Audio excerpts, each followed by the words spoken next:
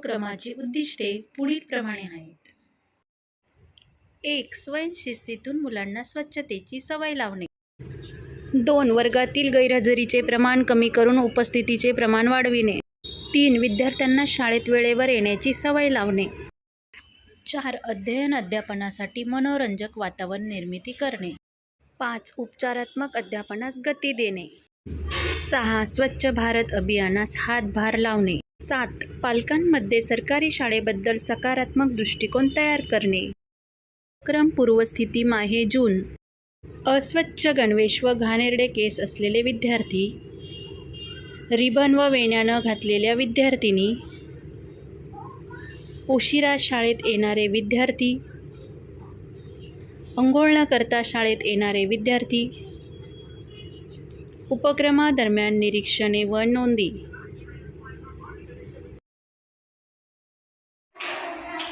नमस्कार, मी सौ उज्ज्वला कृष्ण खेळणार, वर्गशिक्षिका इयत्ता 3री आणि माझी शाळा आहे नवी मुंबई शाळा क्रमांक 1 बेळगाव. मी इयत्ता 3रीसाठी एक नवोपक्रम यावर्षी 2024-25साठी जून महिन्यापासून राबवण्यास घेतलेला आहे. त्या उपक्रमाचं नाव आहे आरसा रुसला आरसा असला एक पाऊल स्वयंशिस्तीतून स्वच्छतेकडे. तर या उपक्रमाविषयी आज आपण माहिती करून घेणार आहोत. उपक्रमासाठी जे मी साहित्य लावलेलं आहे त्यात एक आरसा आहे, त्यानंतर या ठिकाणी 2 स्वच्छतेचे घटक आणि अस्वच्छतेचे घटक असणारे 2 फलक या ठिकाणी लावलेले आहेत. पहिला जो फलक आहे तो आहे आरसा रुसला म्हणून या ठिकाणी स्वच्छ कपडे, दात नखे स्वच्छ, नीटनेटके, शाळेत वेळेवर येणे, स्वच्छ गणवेश, स्वच्छ चेहरा, शूज सॉक्स घालून, तसेच होमवर्क पूर्ण करणारे, वर्ग स्वच्छ ठेवणारे असे घटक या ठिकाणी नोंदवलेले आहेत.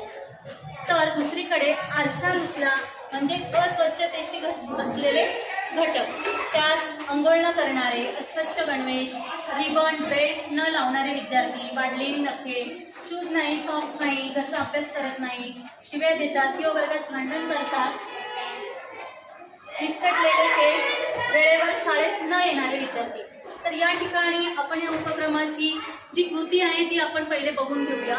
या ठिकाणी मी 2 स्वच्छता मॉनिटर निवडलेले आहेत वर्गाचे, जे मागच्या वर्षीही वर्षभर स्वच्छ गणवेशात आणि टापटीप येत होते आणि जून महिन्याच्या सुरुवातीपासून सुद्धा टापटीप आणि स्वच्छ येत आहे. त्यातली एक विद्यार्थिनी आहे सिद्धी भाऊर, ही आमची एक पहिली स्वच्छता मॉनिटर आहे.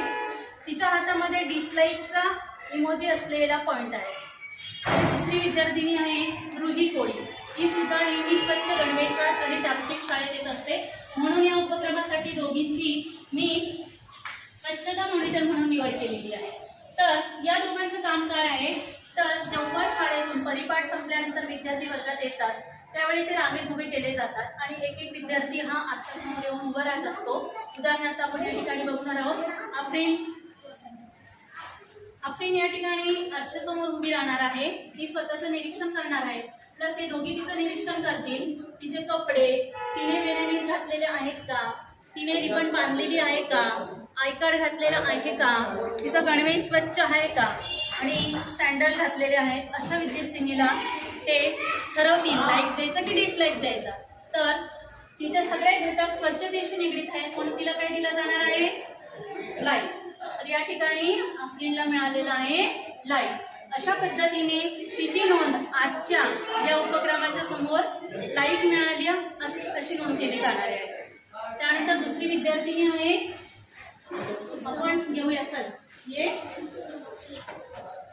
बघा. या ठिकाणी दुसरी विद्यार्थिनी आपण एक नमुना दाखल घेतलेली आहे. तर तिच्याकडे बघितल्यानंतर तुम्हाला दिसेल की तिचा केस व्यवस्थित घातलेले आहेत, युनिफॉर्म स्वच्छ आहे, परंतु तिने रिबन लावलेल्या नाही. म्हणजे तिने जे शिस्त आहे शाळेची ती कुठेतरी तिने पाळलेली नाही. अशा विद्यार्थिनीला स्वच्छता मॉनिटर काय देणार आहे, डिसलाईक. तर अशा पद्धतीने तिच्या नावापुढे डिसलाईकची नोंद केली जाणार आहे. ॲक्च्युली ही 3रीची नाही विद्यार्थिनी, मोठ्या वर्गाची आहे. अशा प्रकारे या दोघांचं काम असणार आहे. त्यानंतर यांना मदत करणारे अजून 2 स्वच्छता मॉनिटर या ठिकाणी आहेत. त्यात पहिला आहे वही घेऊन ये, प्रिन्स आणि कार्तिक.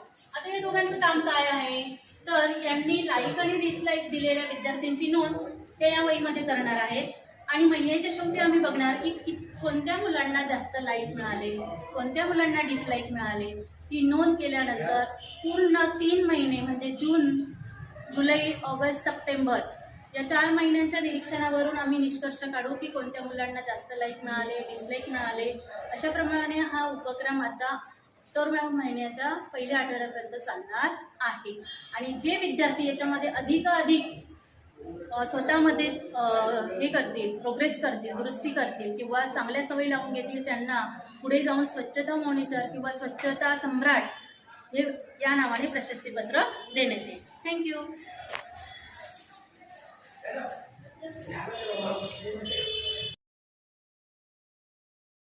प्रश्नोत्तर स्थिती माही ऑक्टोबर.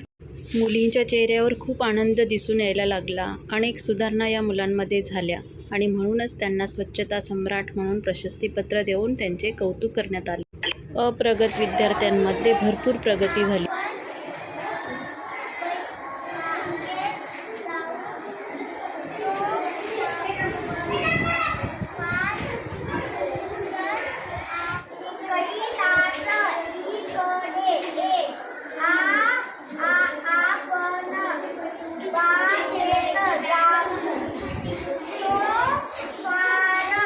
बोट ठेव शब्दावर.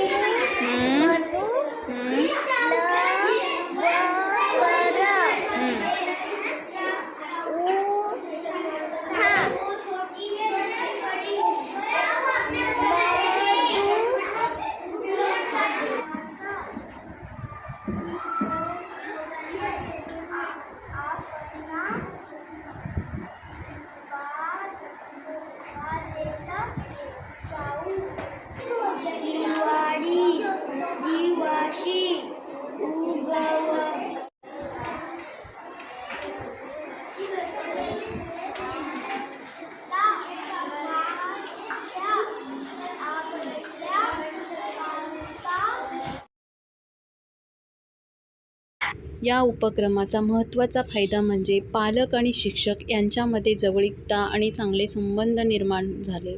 परिणामी नवभारत साक्षरता अभियानास मला माझ्या पालकांचा उत्स्फूर्त सहभाग मिळाला. धन्यवाद.